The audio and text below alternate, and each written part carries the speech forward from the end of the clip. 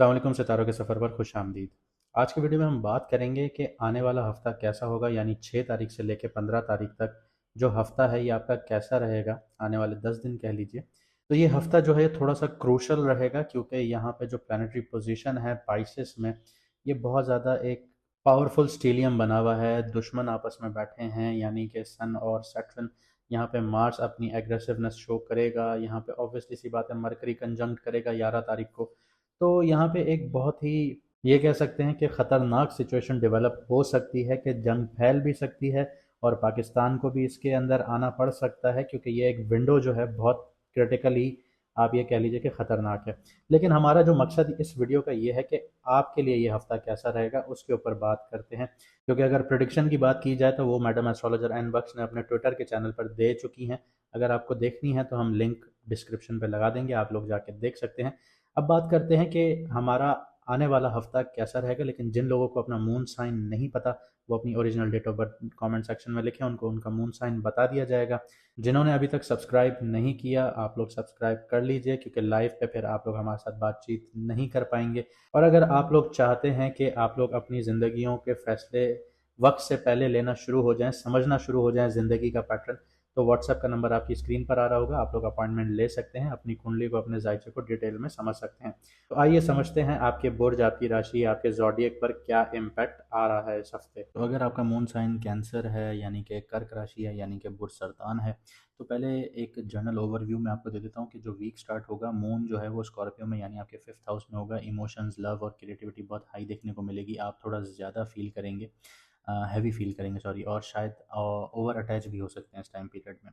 यहाँ पे 8 अप्रैल जो है जो मून होगा वो सेजिटेरियस में होगा, यानी आपके 6th हाउस में होगा। रूटीन, काम और हेल्थ पर बहुत ज़्यादा फोकस देखने को मिलेगा। 10th अप्रैल को मून जो होगा वो कैप्रिकॉन में होगा, 7th हाउस में।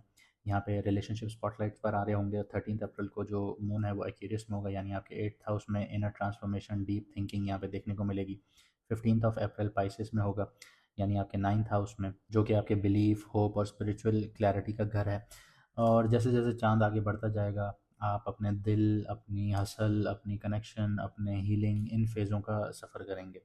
तो करियर और फाइनेंस के हवाले से बात करें तो 10th हाउस में जो वीनस है, भरणी नक्षत्र में है, ये क्रिएशन और रिस्पॉन्सिबिलिटी का है। तो यहाँ पे करियर में अट्रैक्शन और विजिबिलिटी आप लोगों की बढ़ना शुरू होगी। करियर में अब आप लोगों को ग्रोथ देखने को मिलेगी। बॉस या सीनियर्स आपकी जो एफर्ट्स हैं वो नोटिस करना शुरू करेंगे। क्रिएटिव या पब्लिक फेसिंग रोल्स में आपको ग्रोथ देखने को मिलेगी। लेकिन 9th हाउस में जो सैटर्न, मार्स और सन का जो कॉम्बो है, ये एक मैलेफिक कॉम्बो है। तो डिलेज, अथॉरिटी कॉन्फ्लिक्ट्स या फ्रस्ट्रेशन आ सकती है। फादर मेंटोर्स के साथ आपको अनबन भी देखने को मिल सकती है। तो आपका जो 10th अप्रैल है, इसके अराउंड किसी सीनियर या किसी अथॉरिटेटिव फिगर के साथ आपकी डिसएग्रीमेंट्स हो सकती हैं। इस वक्त आप लोगों ने रिएक्ट नहीं करना, रिस्पॉन्ड नहीं करना, खामोशी से बैठ के सुन लेना है। It's that's it. कभी कभी कुछ चीज़ें सुन ली जाती हैं ताकि आप लोग अपने करियर में डिस्टेबलाइजेशन का शिकार ना हो। आगे बढ़ते हैं, करियर क्रिप्टो, स्टॉक और लॉटरी की बात करते हैं। तो 8th हाउस में राहु बैठा है, मरकरी बैठा है। तो ये हिडन रिस्क और सडन अप्स एंड डाउन्स देता है। क्विक प्रॉफिट का इल्यूजन यहाँ पे बहुत ज़्यादा स्ट्रॉन्ग रहेगा। लेकिन रियलिटी जो है वो बहुत अनप्रेडिक्टेबल है, क्योंकि वॉर वाली सिचुएशन है। इसकी वजह से मार्केट बहुत सेंसिटिव है, तो इम्पल्सिव इन्वेस्टमेंट जो है वो अवॉइड कीजिएगा। आप लोग इम्पल्सिव तो नहीं, इमोशनल बहुत ज़्यादा हैं। तो रिसर्च और एक्सपर्ट जो कंसल्टेशन है वो आप लोगों के लिए बहुत ज़रूरी है। बिना इस चीज़ के आप लोगों ने इन्वेस्ट नहीं करना। आगे बात करते हैं लव और रिलेशनशिप्स की। तो वीक स्टार्ट जो हो रहा है वो रोमांटिक हो रहा है, क्योंकि मून 5th हाउस में होगा। तो सिंगल्स के लिए अट्रैक्शन या क्रश जो है वो बहुत ज़्यादा स्ट्रॉन्ग हो सकता है। कपल्स के लिए बॉन्डिंग डीप हो सकती है। 10th और 11th जो अप्रैल होगा, मून इसमें होगा 7th हाउस में आप लोगों के। तो रिलेशनशिप्स जो डिसीजंस हैं वो हो सकते हैं, या फिर आप लोगों की सीरियस टॉक्स वगैरह हो सकती हैं।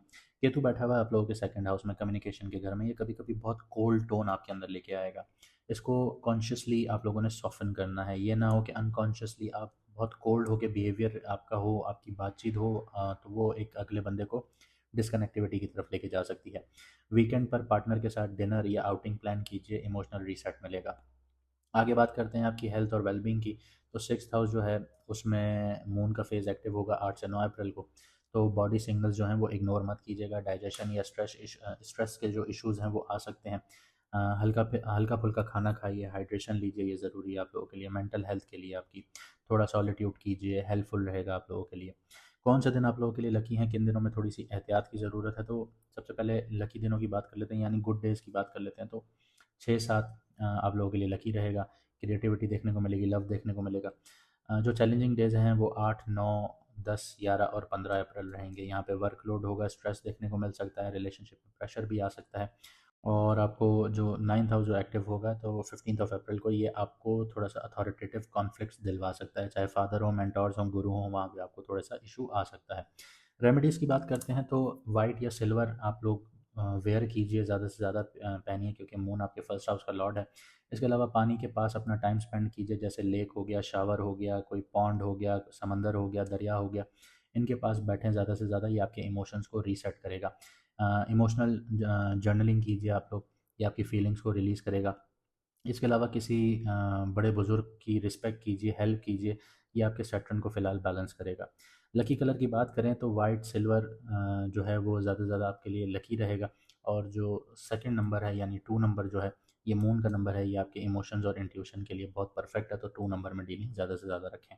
उम्मीद करता हूँ कि हम आपको सही गाइडेंस देते होंगे। अगर ऐसा है तो वीडियो को लाइक, शेयर, सब्सक्राइब ज़रूर कीजिएगा चैनल को, और बेल आइकॉन ज़रूर दबाइएगा ताकि अगली वीडियो आने तक आपको नोटिफिकेशन ज़रूर मिले। मुझे दीजिए यहाँ से इजाज़त, मिलते हैं अगली वीडियो में सितारों के सफ़र पर।